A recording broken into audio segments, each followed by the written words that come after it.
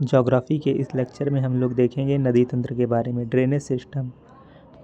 नदियों का एक पैटर्न होता है जिसको डेंड्रेटिक पैटर्न बोलते हैं। जब नदी वृक्ष के समान जल निकासी होती है, जब कोई नदी जा रही है उससे बहुत सारी नदियाँ निकलती हैं ऐसे ऐसे, तो इसको बोलते हैं डेंड्रेटिक पैटर्न। ट्रेलिस क्या होता है? ट्रेलिस जब नदी समकोण पर आकर किसी नदी से मिलती, कोई नदी है उससे कोई नदी आकर मिल रही है 90 डिग्री पे, तो उसको बोलेंगे ट्रेलिस। सहायक नदियाँ मुख्य नदी से समकोण पर मिलती हैं। रेडियल ड्रेनेज पैटर्न, ये क्या होता है? ऊंचा भूभाग, आमतौर पर एक शिखर जहाँ से नदियाँ अपने नीचे की ओर बढ़ती हैं और फिर सभी दिशाओं में बहती हैं।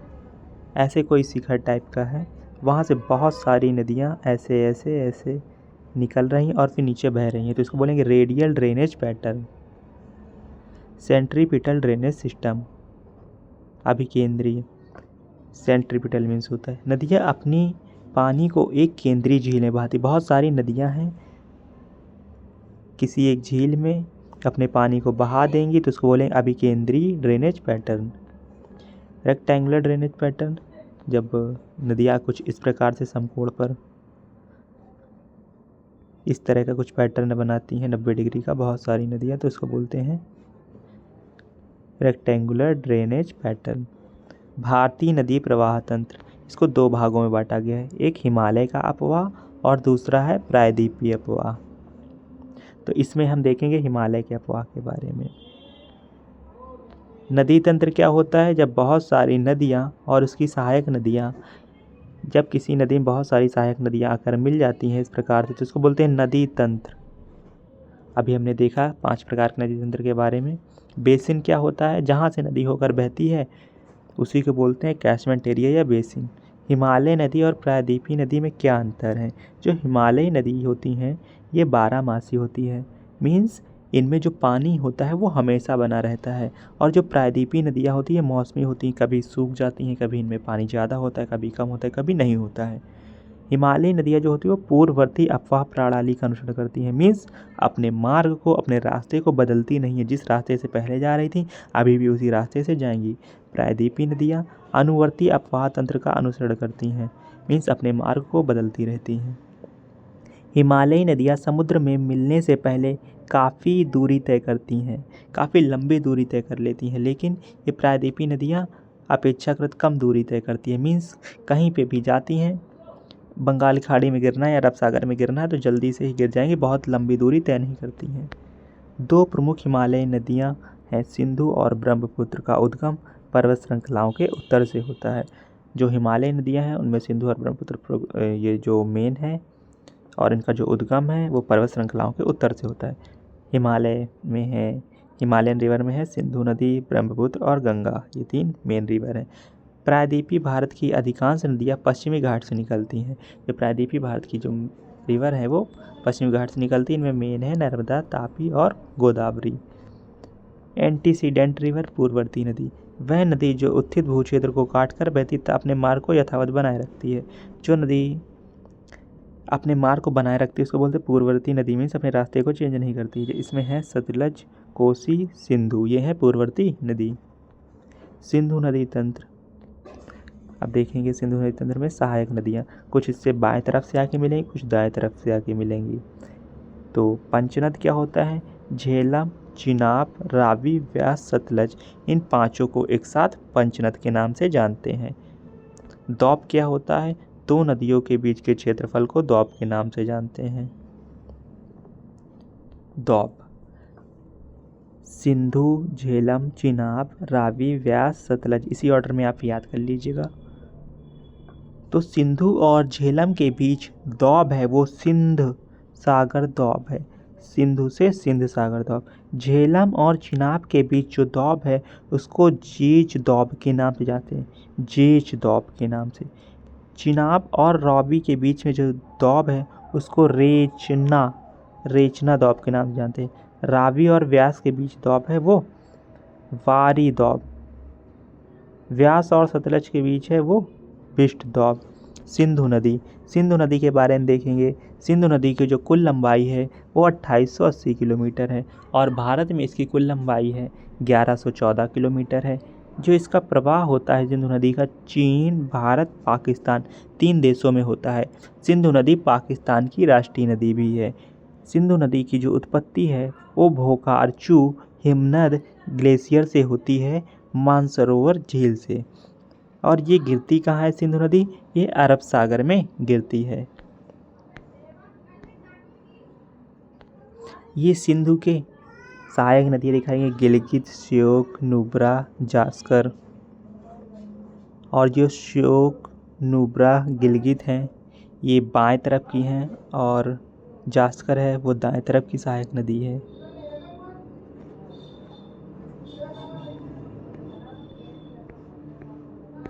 उन्नीस सौ 60 सिंधु जल संधि। एक एग्रीमेंट हुआ था कि जो सिंधु का जल है इसको सिंधु जल संधि के नाम जानते हैं। ये हुआ था पाकिस्तान और भारत के बीच में। उस टाइम 1960 में प्रधानमंत्री थे इधर भारत में पंडित जवाहरलाल नेहरू और पाकिस्तान में आयुब खान, और जिसकी मध्यस्थता की थी वो इस बैंक ने की थी। हुआ क्या था इसमें बताया गया था जो 3 नदियाँ हैं सिंधु, झेलम और चिनाब, तो इसका जो 80% पानी है वो पाकिस्तान रखेगा और जो 20% पानी है वो भारत रखेगा। जबकि रावी, व्यास, सतलज 3 नदियाँ हैं जिसका 80% पानी भारत रखेगा और 20% पानी पाकिस्तान के पास जाएगा। भारत में जो सिंधु का प्रवेश द्वार है उसको देम चौक के नाम से जानते हैं। लेह सिंधु नदी के तट पर बसा हुआ, जो लेह लद्दाख है वो सिंधु नदी के तट पर बसा हुआ है। झेलम के बारे में देखेंगे, जो झेलम नदी है इसका पुराना नाम है वितास्ता नदी, और जो झेलम की उत्पत्ति हुई है वो बैरी नाग से हुई है और ये बैरी नाग झील जम्मू कश्मीर में पड़ती है। झेलम यह भारत और पाकिस्तान के सीमा पर बहती है। श्रीनगर जो है वो हमारा झेलम नदी के तट पर बसा हुआ है। भूलर झील को झेलम से ही पानी मिलता है। चिनाब, चिनाब का पुराना नाम अस्किनी है। इसकी उत्पत्ति बारालाचला दर्रा से हुई है और यह चंद्रा और भागा नदी के मिलने से बनती है। चिनाब नदी चंद्रा और भागा नदी के मिलने से बनती है और चिनाब नदी सिंधु नदी की सबसे बड़ी सहायक नदी है। तो सिंधु की सबसे बड़ी सहायक नदी है चिनाब और सबसे लंबी सहायक नदी है सतलज नदी। रावी, रावी का पुराना नाम परुष्णी है और रावी की उत्पत्ति रोहतांग दर्रे से हुई है। व्यास नदी की उत्पत्ति रोहतांग दर्रे से हुई है। ब्यास, ब्यास का पुराना नाम बिपाशा नदी है और इसकी उत्पत्ति रोहतांग दर्रे से हुई है। ब्यास नदी पाकिस्तान में नहीं जाती है, भारत में हरिके पंजाब से सतलज नदी में मिल जाती है। तो कौन सी नदी पाकिस्तान में नहीं जाती? व्यास नदी पाकिस्तान में नहीं जाती। सतलज, सतलज का पुराना नाम क्या है? शत्रुदी है। सतलज की उत्पत्ति कहाँ से हुई है? राकस्ताल झील मानसरोवर से हुई है। राकस्ताल मानसरोवर झील से हुई है। यह सिपकीला दर्रे से होकर भारत में प्रवेश करती है। सतलज नदी कहाँ से भारत में प्रवेश करती है? सिपकीला दर्रे से प्रवेश करती है। पंचनद पाकिस्तान के मिठानकोट में सिंधु से मिलता है। जो पांचों नदी है पाकिस्तान के मिठानकोट में सिंधु से मिलती हैं। दाएं हाथ की सहायक नदी कौन कौन सी? श्योक, गिलगित, हुंजा। और अभी हमने जो देखी है बाएं हाथ की सहायक नदी थी और दाएं हाथ की है श्योक, गिलगित, हुंजा। गंगा नदी तंत्र के बारे में देखेंगे। गंगा नदी तंत्र में अलकनंदा जो है उससे बहुत सारी नदियाँ आके मिलेंगी।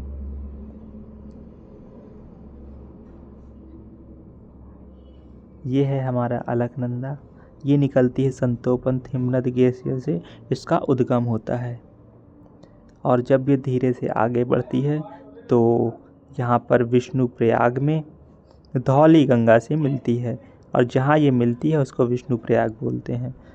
और थोड़ा सा और आगे बढ़ेंगे तो यहाँ पर ये मिलेगी नंदप्रयाग में नंदाकिनी नदी से।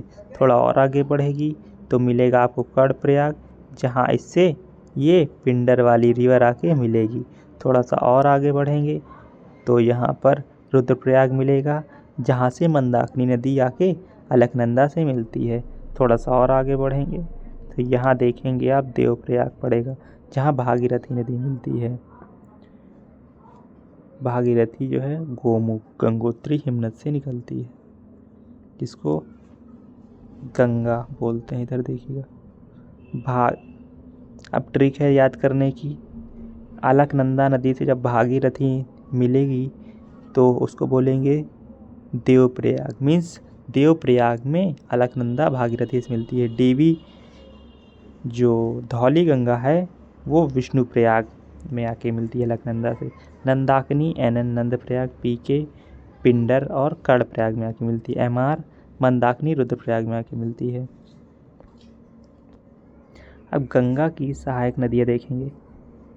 रामगंगा उत्तराखंड से निकलती है रामगंगा और यूपी के बिजनौर में आके मिलती है। गोमती नदी फुलहर झील से निकलती है और गाजीपुर में आके मिलती है। घाघरा नदी सरयू से निकलती है और छपरा बिहार में आके मिलती है। घाघरा की सहायक नदी है शारदा नदी।